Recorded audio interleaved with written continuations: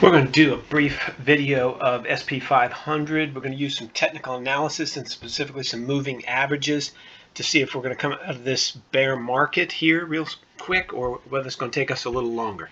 So let's take a look at this chart we've got in front of us. As a proxy for SP500, we're using the E-mini futures contract traded on the Chicago Mercantile Exchange. It's the most liquid futures contract, or one of the most liquid futures contracts, and it's a great proxy for taking a look at the SP500. Now let's take a quick look here. We can see, let's go back a little bit in time. We can see we put in a top on this market back around January of 2022 around the 4,800 level, came down, tested the 200-day. We've got a 200-day moving average in blue, a red 20-day, and a 5-day moving average in green. So we came down, and in about later January of 22, we tested this 200-day, bounced around this 200-day moving average all the way until about April of 2022, and finally entered a definitive bear market for the SP500, and have been in it ever since at around April, early April, mid-April 2022. So first of all, how do we define a bear market for most stocks in the SP500? I look at anything below the 200-day moving average as a bear market. Now, was this bear market territory? Yes, but did we get a definitive downtrend? We kind of did here, but we couldn't hold it, rallied back up. Was this a bull market? No, not really, because it wasn't definitive. But this is definitely a bear market, and you can see we get definitive closes consistently below the 20-day moving average. The 20-day moving average is sloped down. 20-day moving average is below the 200-day moving average, and we have a downward slope for the most part of a 5-day moving average, and price in general is below all of that. So that's a bear market. So we're in this bear market down here, and we put in a bottom around June 17th. Now, there's several things going on here with most stocks, and especially we're taking a look at this SP500. This distance right here on May 20th, when you get that kind of space from the 200-day moving average here and the price down here, you're going to get a correction. Now, you can build programs, I've talked about it before, you can build algorithmic programs that give you a much better idea of exactly how far that distance can be before you get a correction statistically, but in general, when it starts to get stretched out pretty far, you're going to get a correction. That's what you got here. Same thing right here. This distance from here, the price, to the moving average, it gets too far, you get a rally. That's essentially what you got here. This is something different. This movement up and a test of the 200-day moving average is the participants in the market saying, overwhelming the bears and saying, we think this market is finished, and we're going to push it up and see if it is finished, and can we get it back into bull market territory. Now notice, when you have a good bear market, you get great respect for the 20-day moving average. When it gets choppy, that's when you know things are starting to look a little differently. This was your first major sign, but we were due for a correction in the bear, and that's what we got. You come back down here, you didn't really get good respect. It dropped too far too fast, which is indicative of a bottom. See a little gap here, and we then turned the course, and now we're respecting the 20-day on the way up. So this market was still in a bear market here, but it's just a bull rally, or just call it a rally in a bear market. So we came up here and bounced off on August 16th. We bounced off the 200-day moving average, turned it away, and pushed it right back down into firm bear market territory. So no big deal. But the question is, we started off this analysis. Are we ending the bear market here? So how can we really tell if we're ending the bear market here? There's analysts on various TV shows this weekend saying they think, some of them think the bear is going to be done for the SP500, and some of them think it's not. And they're using an analysis that involves all the parts of the index, the various stocks. I don't know that I buy into that, but the reality of the situation is you can't tell for sure whether a bear market is over until you get a bear market stock rallied up through a 200-day, and you get support from a 20-day moving average, and everything's headed back up again. You're in a bear market. So the speculation is not really, in my opinion, it's not answerable. The facts are, we're in a bear market in the S&P 500. If anybody looks at this chart and doesn't think this price could drop down here to 36.19, they haven't looked at enough charts. Not to give anybody a hard time, but this price could drop to 3,600, 3,650. in a day. That's not a problem. We get 200 points. I did a video the other day showing 200-point drop in the S&P 500. We had a 200-point drop just the other day right here. So to start picking bottoms in the S&P 500 saying that the bear market is over is just pure speculation. A bear market's over when you see this price here up here, and it's above the 200-day and it's supported by the 20-day. Bear market's over now. It's a bull market. We don't see that at all right now. What we see now is a 200-day that's still and really just beginning to fall over. We see a completely failed test of the 200-day.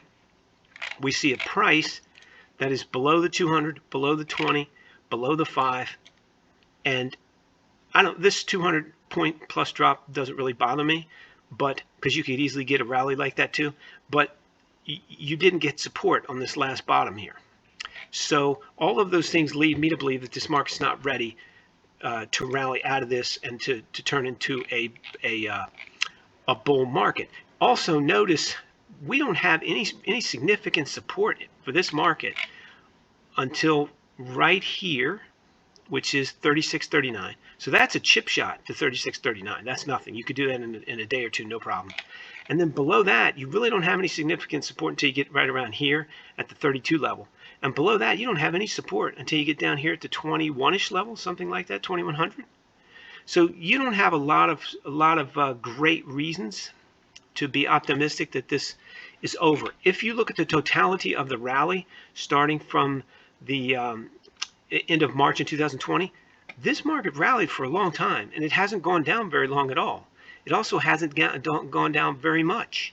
If you look at the totality, again, it went from roughly, let's call it 2170 to 4800. So yes, we've had a good solid correction. Yes, it could be over, but I don't see any reason to necessarily say that.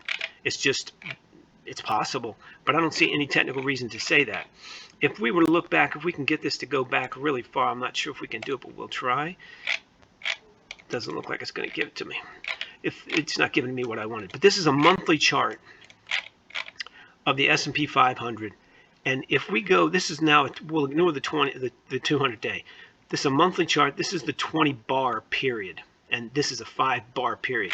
If we look at this monthly chart, we were in a bull market in this stock on a monthly basis from June of 20 in a bull market. We've just now entered a bear market in this stock. You could call it 1, 2, 3, 4, 5 months for bear market. Now, it is 100% true that if you look at this, previous bear markets only lasted a few months, but that doesn't necessarily mean we're going to do the same thing here for several reasons. Number one, these slopes here were significantly less steep than this slope. We're off trend, but if you were to put a trend line across here, you should be right about where we are, about 3600, as opposed to way up here. So we got way above trend, and that's just a very rough thing I'm doing by eyesight here. Very rough, but you know, somewhere around in there. So I see that it is possible, feasible, that this might be our bottom here. This June low might have been our bottom. But what I would want to see on this monthly chart, I would want to see the same thing I saw here, and I can't see it, which is support on the 20-day. You'll notice we never really lost support for the 20-day. And by saying that, our 5-day never, our 5-bar moving average never settled below, never crossed below the 20-day, I'm saying days, but I mean months. The 20-month moving average always supported the 5-month moving average. Here, this green is the 5-month moving average. It's clearly below the 20. So again, there's no way to definitively say one way or the other, but I could easily see this stock going to 3,200. Excuse me, this S&P 500. So based on my opinion, for entertainment purposes only, there's really no way to tell, but it's totally reasonable to think that the SP 500 could go to 3,200 before it was fully corrected.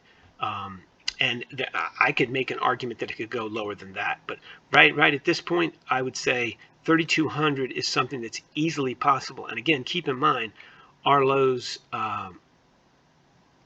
you know, it's fairly straightforward. that you could do 3,200 in a week. You could get there in a week. If you'll notice right here, this particular month drop was almost 1,000 points in a month. So you could get there very quickly, right?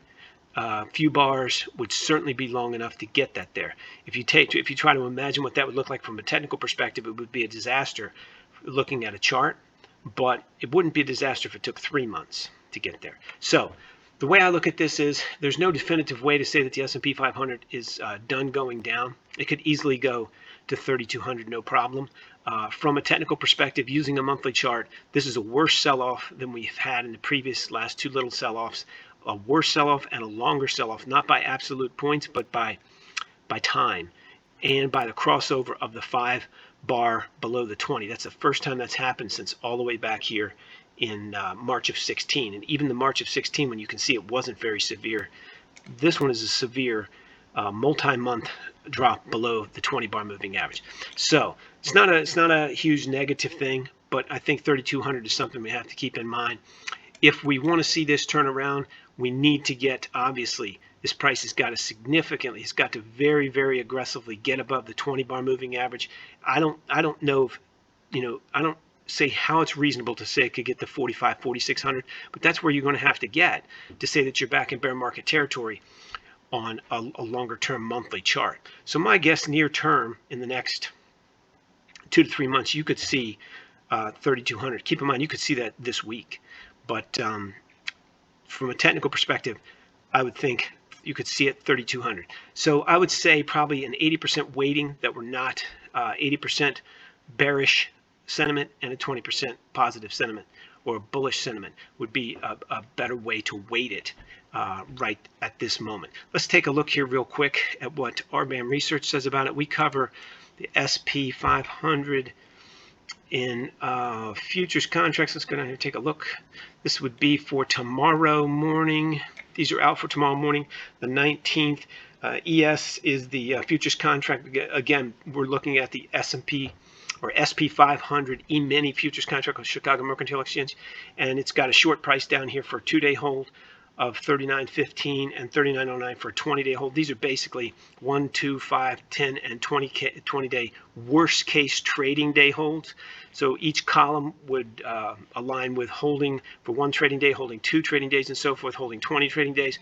Worst case, so you take your profits as soon as you get them.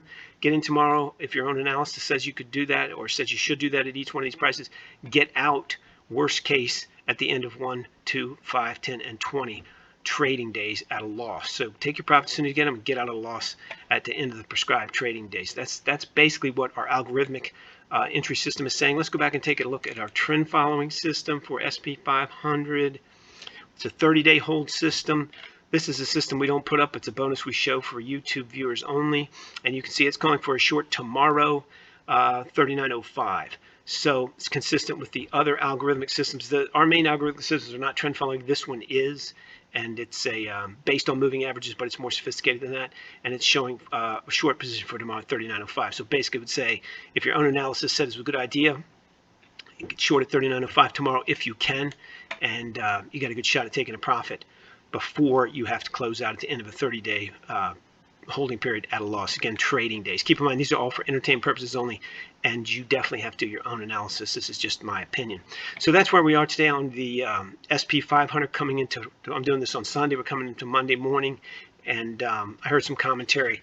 People may be getting a little bit too optimistic about the SP500 and the bear market being over, but who knows? That's my opinion. 80% weight that we're still not done yet with bear market for the SP500. You can get all of our work absolutely free, no credit card required. All of these entry prices come out every morning before 7 a.m. and we cover 190 stocks. That's 190 stocks, the major forex pairs, BTC crypto, and the most liquid futures at rbamresearch.com. There's a link in the description below. Just click the link, go there and sign up, and you can get them all by before 7 a.m. absolutely free with no credit card required. If you like this video, please click the like button. If you want to subscribe, please do that as well. If you think these moving averages are helpful, please leave us a comment and tell us why. If you don't like them at all, please leave us a comment and tell us why. We'd love to hear from you. Keep in mind, everything you've heard or seen on here is for entertainment purposes only. All of my commentary and all of our entry prices are for entertainment purposes only. You can't use them for anything else other than entertainment. You have to do your own analysis, of course, and you definitely trade at your own risk.